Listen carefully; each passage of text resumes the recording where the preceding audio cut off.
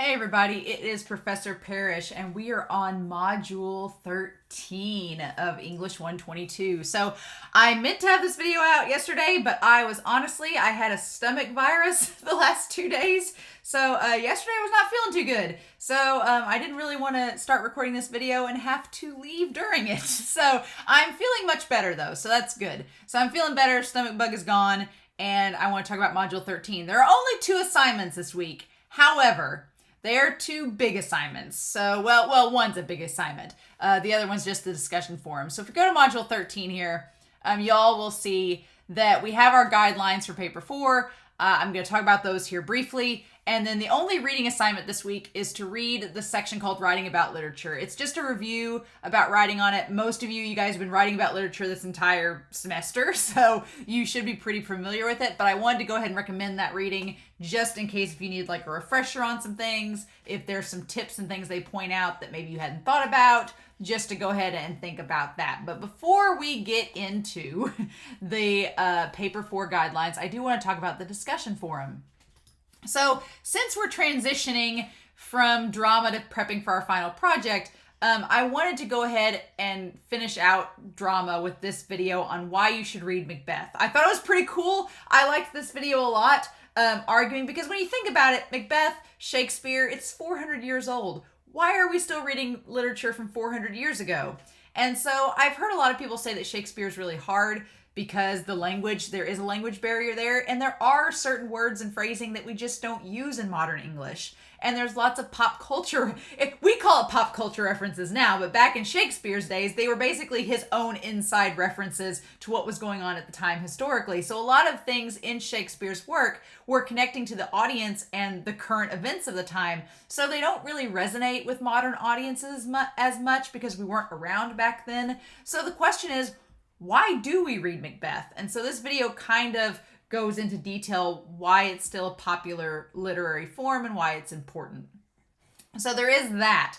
So I want you to watch this video. It's only 6 minutes long. It's pretty short, but I really liked it. And answer the questions below. 1, what's the reason that the video creator argues that we should read Macbeth? Are there any themes of Macbeth that are still applicable to modern society? Spoiler alert, yes. And then do we see any current adaptations of Macbeth? And there are actual adaptations, and you can explain that in your answer. There's also adaptations of Hamlet. I see more adaptations of Hamlet than I do Macbeth in modern literature, but I'll let y'all answer that question. And then finally, this video is an example of someone taking a piece of literature, critically analyzing it, and creating a persuasive video. Are there any techniques or ideas that you can take from the video and apply to your own writing for the final project? Because essentially, what they did in this video is kind of what you're doing in your final paper. You're analyzing a piece of literature and creating a persuasive essay about it rather than a video. But there are techniques and things with the structure that the author does of this video that I think you can apply to your own writing, and I'm curious to know your thoughts about that. But that's the discussion forum due Sunday. Now, let's talk about the Paper 4 thesis and outline. I always recommend watching this video before starting that thesis and outline because I hope to answer any questions that you have as I go over the guidelines. Because this paper is pretty big. This paper's 200 points. It's twice as much as your other previous papers, so it's a pretty important paper. The thesis, of course, is you telling me what your topic is for this paper and then giving me a basic outline. Now, again, especially for this paper, your paper will likely change and evolve and develop over time. So the outline is just a framework. I just want to know that you have an idea, a starting point. And if that starting point changes throughout the course of you writing this paper, you've got literally a month to write it. So it's gonna change. I just want to know that you have a starting point, something to start with, that you're not just coming up with nothing, right? So let's talk about this paper. So this is our final paper. There are there's multiple steps to this. Step 1 is deciding what genre you want to focus on. Do you want to focus on short story? Do you want to focus on poetry? Or do you want to focus on drama? You can choose one of those 3 to focus on. So that's your first step, is figuring out which genre did you like the most and what do you want to stick with. And you can choose any genre that you want. Step 2, this is probably, I feel like finding the topic is the hardest part for people. And I will say this. Usually in a paper, you want a specific topic because you're limited to so many pages. You can go broad with this topic because you have a lot of pages to write. So you can go pretty broad. So these options are options that I have seen students use that have worked really well. And I'm going to go over them with y'all. So here are some ideas. You are not limited to these. These are just ideas students have used in the past that have worked really well and made nice A papers. So 1, you can research an author's fiction, a poet's poetry, or playwright's screenplay history and how their style and craft has developed over time. Here's the thing, and I'm going to say this with this option as well as the last one, okay? I don't want a bibliography or a book report. That's not what I want, because what I find ends up happening is that students go to bibliography.com or they go to a general wiki summary and they just copy and paste. No, I don't want that. This needs to be an analysis, like a detailed, critical thinking. This is, for a lot of you, this is the last English class you'll ever take. I want this to be a capstone, an end of your class thing. If you choose to do this thing about the author, I want to know their history. Obviously, you can go into some background details, sure, but I want to know about their style. How has it changed over time? What barriers have they gone through as a writer or a playwright or a poet? What have they done to advance the genre itself? What have they contributed? What has been people's reactions to their work? So, for example, you can talk about Stephen King. Stephen King's a well-known author. I don't want you to just tell me about all the different books that he's wrote. I could go on the internet in 5 seconds and figure that out. That's not helping me at all. I'm not learning anything from that. And what's the point, right? If I want you to tell me, like, how has Stephen King's writing developed over time? What did he start out writing? How has that developed? Why did he choose horror as a genre? What was his impetus for that? How have other writers been influenced by King's work? How has King's work been received by modern audiences? How has his adaptations been influenced? I had a student write about Stephen King, so I use him as an example. And they did a really cool paper where they talked about how some audiences really liked his adaptations, some have not. How directors have changed his adaptations. They did a big segment in their paper about The Shining and how Stanley Kubrick changed The Shining from Stephen King's original work, and how King wasn't happy with it, so he went back and did the miniseries for TV, and how that was critically panned by audiences. So it's interesting that the author was actually thought of less for his own writing than the director that adapted it. It was really cool. But they didn't just give me a plot summary. It was going into more detail with the author and how their craft has changed over time. So you can definitely do that with a poet, with a screenwriter. You can talk about Shakespeare. How has Shakespeare been critically analyzed in reviews? That's a huge topic. You could even choose one of Shakespeare's plays and talk about it in that way. But again, I don't want just a bibliography. I want to know an analysis of their work, how their style and craft has developed over time, and how it's influenced others and others have received their works. So that's option 1. Option 2, I really love this one. You can choose a controversy within the genre that you pick. So for example, one of my favorite papers from this topic is a student, there's been a sequel to Kill a Mockingbird called Go Set a Watchman. And the student did an awesome paper about it and how, in actuality, the sequel to Kill a Mockingbird should not have been released. They talked about the whole impetus behind it is basically Harper Lee. She had wrote the manuscript to Go Set a Watchman before she even wrote To Kill a Mockingbird, and she didn't like it. And so she just kind of put it on the back burner, and then she wrote To Kill a Mockingbird. Well, afterwards, like 50 years later, the publishers found out she had this manuscript, and at this point, Harper Lee had been having symptoms of dementia. She'd been having like issues of memory with her being elderly, and basically the student's paper was about how the publishing company took advantage of this elderly woman and made her sell them the rights to the book so that they could publish it before she died.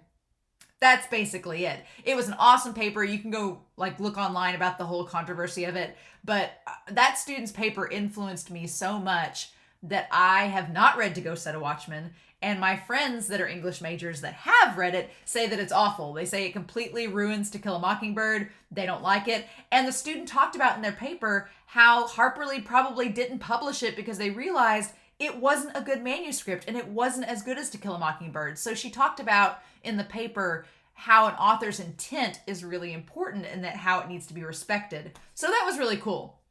I've also had a student write about Rocky Horror, the live action remake, and like the live television event and how it was a good idea or a bad idea. And they also incorporated the Glee remake into it, the Glee version of Rocky Horror as well. So that was really cool. You can do something like that. You can find something about banned books, about controversies within literature, controversial poets, things like that.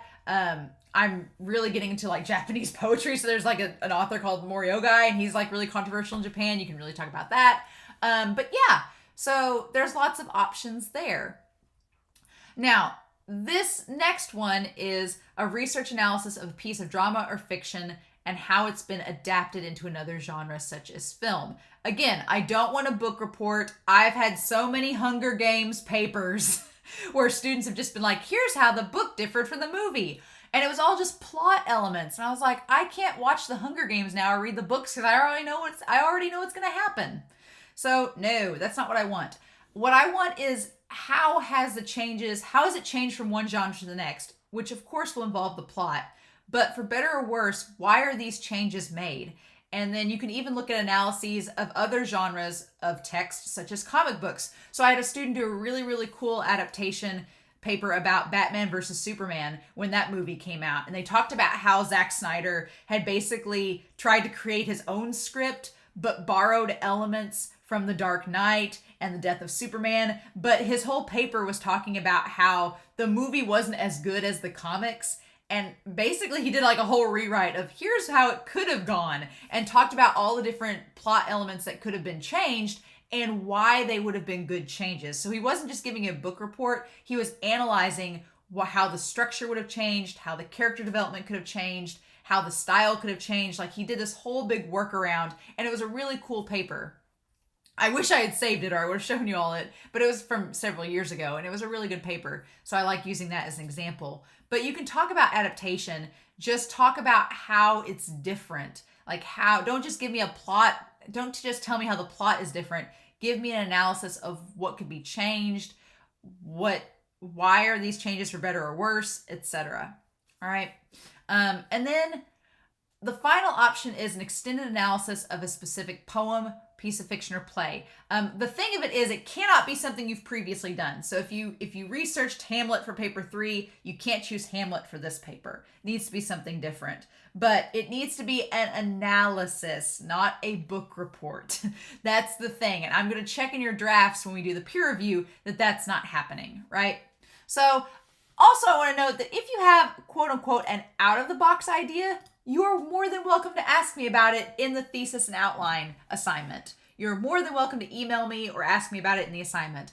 My favorite example of this is I had a student from North City, Seth Norris. I'll give him a shout out. He was a student here at SIC. He's out at West Virginia University now, but he's a music major. And for this final project, he chose to write a play.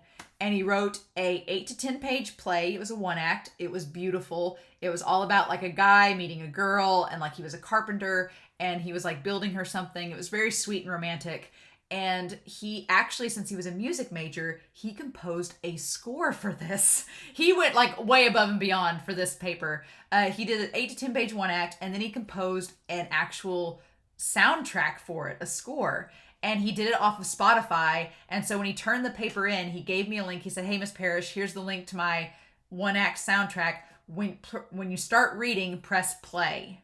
And so I did. And so as you read the play, the music matched the tone of the one act and all the dialogue and the things happening. It was so good. I was amazed. I was sitting there reading it and listening to this music, and it was just absolutely beautiful. And so that was an amazing idea of an out-of-the-box idea that I hadn't even thought of. But I've had other students choose to write like an extended short story. It can't be the short story you wrote for paper 1. It can't be that. But I've had students choose to write an 8 to 10 page short story. It just has to be much more complex and definitely incorporate all of the elements of short story. It has to be to an elevated degree than your first paper, but I've had students choose that. I've had students write an anthology of poetry. They've wrote like 5 to 6 poems instead of just the 2 and then analyzed them.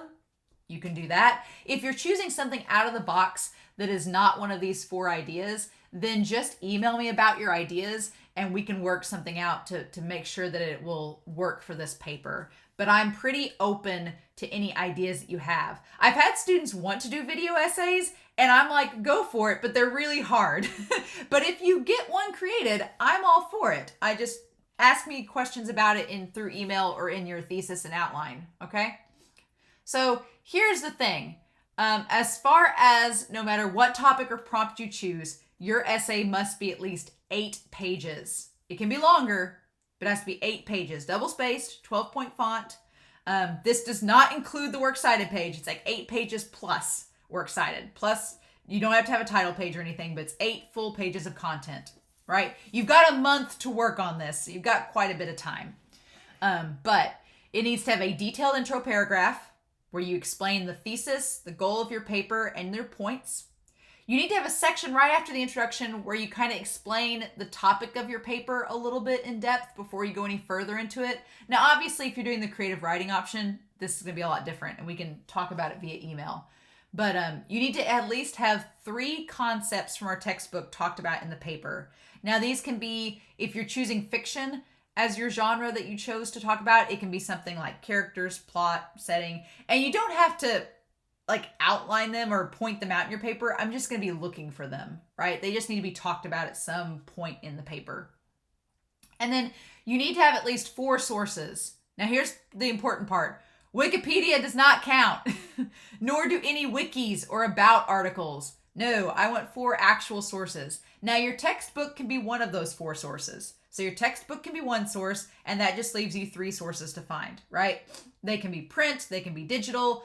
I don't care the format of it or the medium. They just need to be credible sources. And if you are curious what a credible source is, go to our MLA citation presentation on our module page, and it will tell you the different types of sources that I consider credible. All right. So that is those. It should be an analysis, which means it includes your thoughts, a synthesis of your words and sources. It is not just a summary, not just a book report. And if you're doing an out-of-the-box assignment, definitely talk to me about that. And then you'll need to have MLA works cited page and in-text citations. If you're doing the out-of-the-box assignment, we can talk about that. You'll still have to do it. It'll just look a little differently, but you will have to cite your sources in MLA. So as far as when these topics and everything are due, your thesis and outline is due this weekend, just giving me an idea of what you're thinking about doing. The rough draft. So you won't get a chance to revise this paper. You'll just turn in the final draft of it. So instead of doing what we've normally done, we're going to do a peer review. So on the weekend of December 12th, which is over a month from now, you'll turn in a draft of your paper and myself and your peers will read it and give you feedback. Okay? So you'll get feedback the weekend of December 12th on your final paper.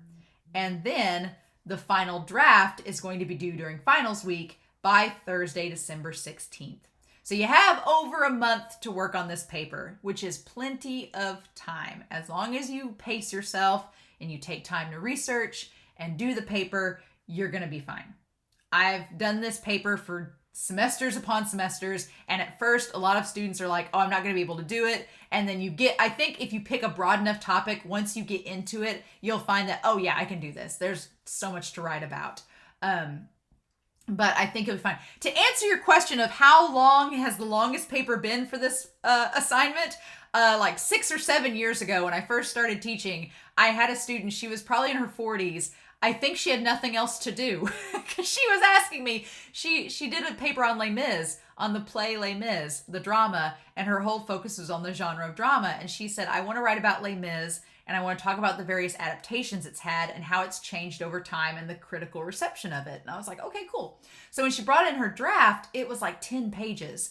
And I was like, oh, this is awesome. And she goes, well, it's not quite complete yet. I've still got some stuff to work on. And I was like, okay, well, you're past the page limit, but go for it. Her paper ended up being 32 pages long.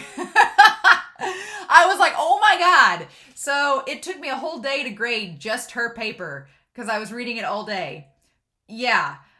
So I'll tell you, if you get past the 10-page mark, maybe wrap it up or at least try to be more concise. I mean, if you get to 32 pages, great, but just watch out for your grammar, right? But that was the longest paper in the class.